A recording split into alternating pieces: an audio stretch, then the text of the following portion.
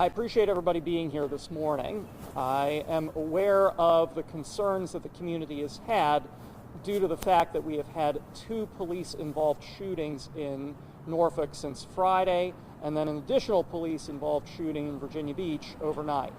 I have received questions from members of the community. There's a lot of misinformation out there, and I will try to set the record straight as much as I can, consistent with my ethical duties, and explain what the processes and procedures are from here. I also want to address why I have grave concerns that we will be seeing more of these incidents in the future rather than fewer. To begin, the Norfolk police were involved in a police-involved shooting on Friday near Little Creek Road and Sewell's Point Road. I responded to the scene as I always do for police shootings, as did the Virginia State Police. The same for a police-involved shooting that happened early Sunday morning at an apartment building on Monticello Avenue. Once again, I responded and walked the scene, and the state police responded. Let me be clear. Nobody is dead. I have had people ask, nobody is dead. We are very fortunate that no police officers were harmed. Nobody was physically hurt on the police side, and we are also fortunate that both of the individuals involved in the shootings in Norfolk have lived. They were wounded, but neither of them is dead, and it does not appear as if either of them is going to die. That is good news, and very important for everyone to know. The police have also charged both of these individuals. I want to reiterate that these are unrelated incidents. They have nothing to do with one another. They are unrelated. But a woman was charged with brandishing a firearm or object that appears to be a firearm in the incident from Friday. My office has long staffed brandishing cases, even though they are misdemeanors for which we receive no state support. We will be involved in the prosecution of that case. In the incident from this Sunday morning, the police have charged the surviving individual with reckless handling of a firearm and illegally shooting a firearm within the Norfolk city limits, both also misdemeanors. And I will staff that case. The police are under no obligation to consult with me about any charges that they bring. However, I appreciate the fact that they did consult with me on these 2 cases. The evidence at this point does not support any charges other than these. So if additional information comes to light, we will re-examine that position. These appear to be the most serious charges available. I cannot speak about the facts of those 2 cases because each of the accused in those cases has a right to a fair jury trial, and it is unethical for me to do anything to interfere. It would also be immoral. So that is as much as I can say about the facts. What I would like to talk about is my role and the state police's role and the Norfolk police's role. I am not an employee of the police. The police are not employees of mine. We are in separate and independent areas of authority. And I am a minister of justice responsible for police accountability as much as I am for public safety, because those 2 things go hand in hand. The Norfolk police has made a decision that they do not have to. Every local police department or agency has the option to decide how they are going to investigate use of force incidents.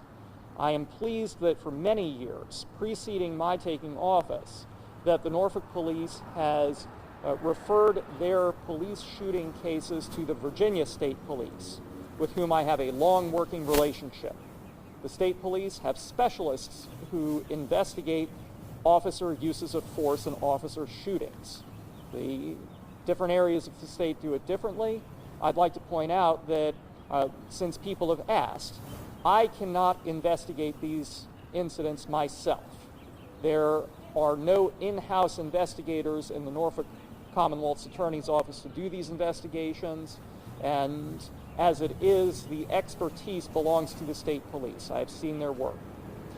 In instances like we've had over the last few days, where the individual shot by the police survives, the Norfolk police are responsible for the criminal investigation relating to the surviving individual. They are the police agency on that. The state police put together a report for my review to determine whether there are any criminal charges to bring against the officers.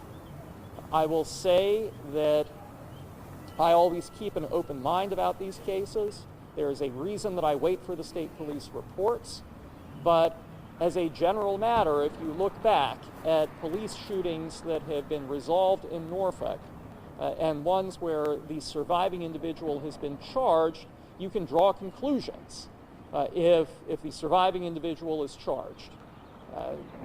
Because oftentimes, if there is an exchange of the use of force, only one side has committed a crime.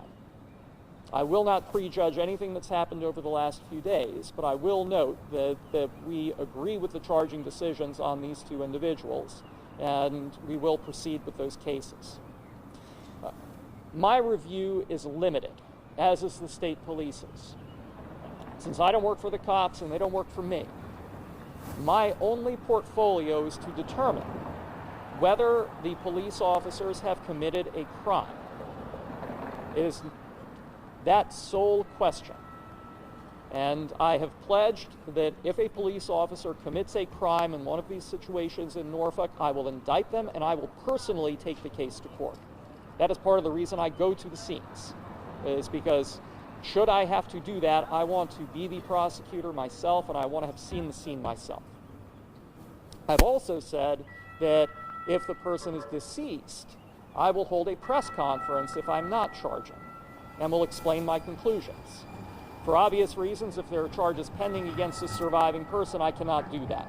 And we speak in court in the course of those trials, and there will all be an ultimate review at the end. People have asked me, what about policies, procedures, training for the police department, protocols, escalation, de-escalation? Those are not part of my portfolio. The ultimate responsibility for training and policies and procedures falls to Mayor Alexander and the council and their directives to the city manager, and from the city manager to the chief of police. Civil lawsuits against the police department, not my portfolio, either to file or to defend. Private individuals would file. The city attorney, who is an employee of Mayor Alexander and council, is responsible.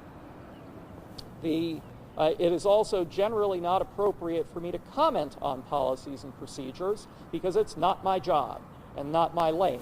I don't like other people telling me how to do my job. I don't tell other people how to do their job. All of this said, each of these situations is a tragedy. Each of them is a tragedy. Speaking generally and not about these two cases, I can tell you that in my tenure as Commonwealth's attorney, the police-involved shootings and uses of force that I have seen have fallen into two categories.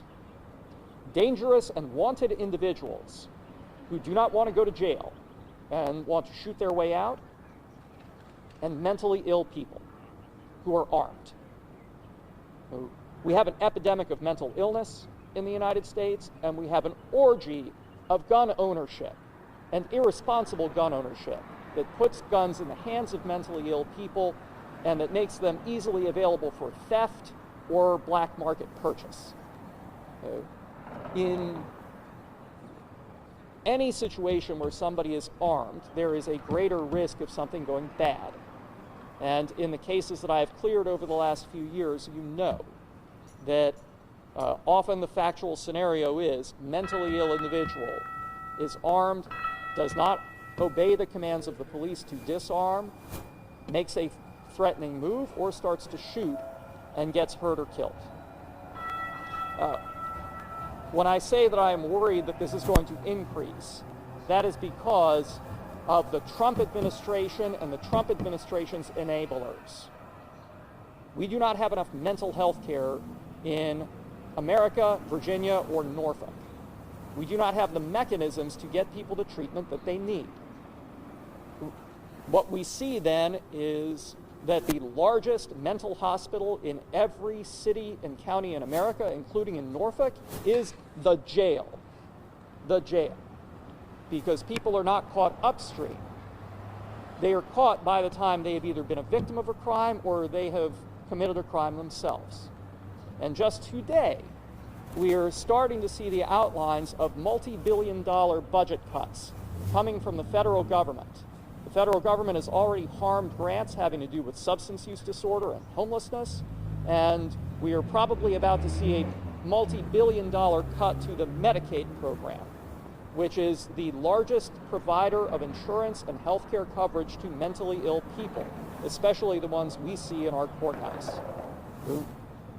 This is not a federal issue. This is deeply local. We cannot afford to stand silent as the Trump administration not only dismantles the rule of law, but dismantles all of the things that I talk about in these cases and in other cases, which is that the criminal justice system is where the symptoms pop up, not where the problem lies. So I want to tell you that things will get better. I do not know that they will. Police officers have to make individual decisions in the heat of the moment in individual cases. We don't ask them to get themselves killed. We've seen that in Virginia Beach within the last few months. So what we do ask them is to do the best that they can. But we should have a government, a federal government that supports mental illness treatment, responsible gun ownership, responsible gun safety legislation, so that fewer mentally ill people are on the street and fewer of them are armed. That is what we need. And I'm here to tell people what they need to know and not what they want to hear, which is that if we see the federal government assail the healthcare system like they've assailed everything else in American life, with Trump and his enablers, it's getting worse. I will be here. I will make the decisions that I need to make. But if we want to see less of this, we need more investment from the mayor and City Hall in mental illness. We need a Youngkin administration that is prepared to stand up for health care. And we need a federal government that is not going to take away the guardrails that we need. I appreciate everybody's time and attention. I am prepared to answer questions as best I can, consistent with my ethical duties.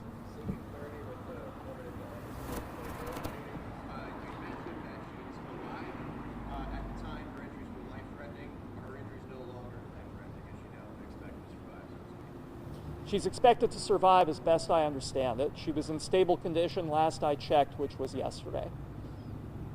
I know you said this woman has been charged and then the other person has been charged as well. Are you releasing their names or do we know who they are? The police, I believe, have released the names of both individuals.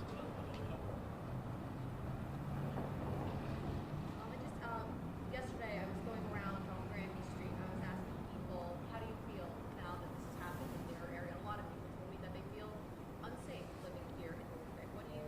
How do you respond when you hear statements like that they feel unsafe living here, especially in such a populated area? We have to remember to pay attention to not the weather on an individual day, but the climate. Crime in downtown Norfolk has fallen effectively to zero over the last few years, especially compared to where it was during COVID. Crime in Norfolk is down significantly. Homicides in Norfolk are down 42% in the last 3 years. Violent crime is down 40% in the last 3 years. Property crime is down 27%. If you ask people whether they felt more safe in 1998 than now, they'd probably say 1998. We had almost 100 murders that year. We're on pace to have murders in the 30s this year.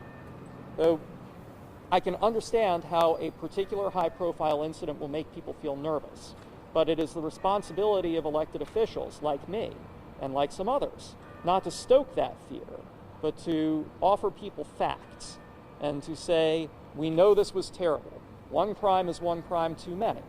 But if you're looking at the bigger picture, all of the numbers are moving in the right direction. Norfolk is safe. It is safe.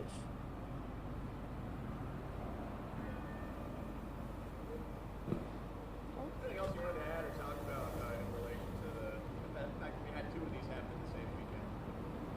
Oh, we've seen this happen over the last few years, where we've had no officer-involved shootings, and then all of a sudden there might be a couple on top of one another.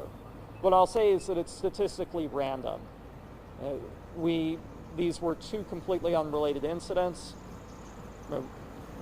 If the facts had been different, even slightly in some instances, an incident that turns into a police shooting could be effectively a non-incident. And I should add, by the way, that since you've asked, none of the officers are the same officers either.